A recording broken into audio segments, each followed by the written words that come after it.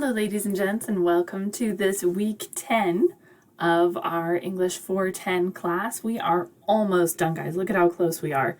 This is week 10, and then we have week 11, and then it's finals week. Like, we are so close. And I know this is a really challenging part of the quarter when you're feeling tired and worn down and your energy levels are low and you've got all these due dates coming in.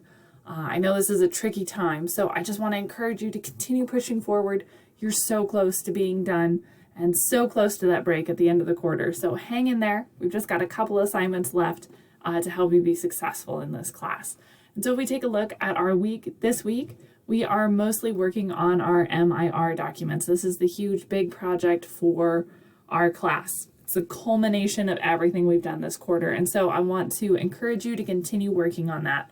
As a recovering procrastinator myself, it's good to plan your time out to set yourself up for success instead of trying to create this massive document the night before it's due. And so I've built in some time this week for you to work on it. I hope you take advantage of that.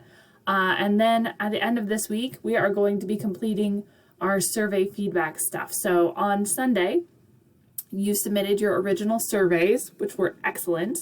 And this week, you are going to be responding to 4 of your classmates. And so if we take a look at this original survey feedback, you are going to upload your original survey to this assignment as a Word doc. Once you've uploaded it, the system's going to assign you 4 people to peer review. Peer review is just what they labeled it. It's a easy way to assign people additional materials. And so you will get assigned 4 people who have also uploaded their work. Once you've got those 4 people, go into the discussion board, download their Word doc, fill it out, and then upload it back to them as a reply in the discussion board. So at the end of this, you should have 4 replies to your post that have 4 of your classmates' responses to your original survey. This will allow you to use that data in your MIR if you want to include it as a chart or a graph or as direct quotes.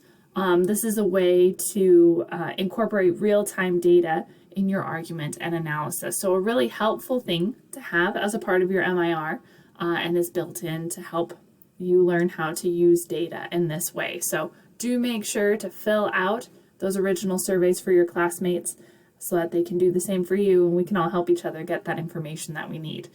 You're going to upload your original document to this discussion board on Friday, have those surveys for your 4 classmates completed by Sunday so that they have some time to mine that data before they turn in their MIR.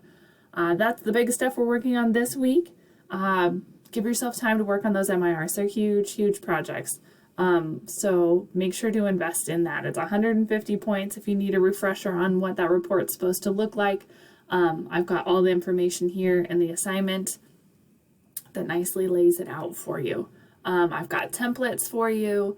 I've got the report text template, appendices, letter of transmittal. Everything needs to be in APA format. You need to have 6 sources. You can see this is going to be a big document, and so I want to make sure that you've got time to work on that. So please take advantage of that. And also, if you need to define what an MIR is, I've got that linked for you here. So all kinds of good stuff available for you within the assignment itself. So if you have any questions, reach out. I'm here to help. Otherwise, work on that MIR and we'll talk soon.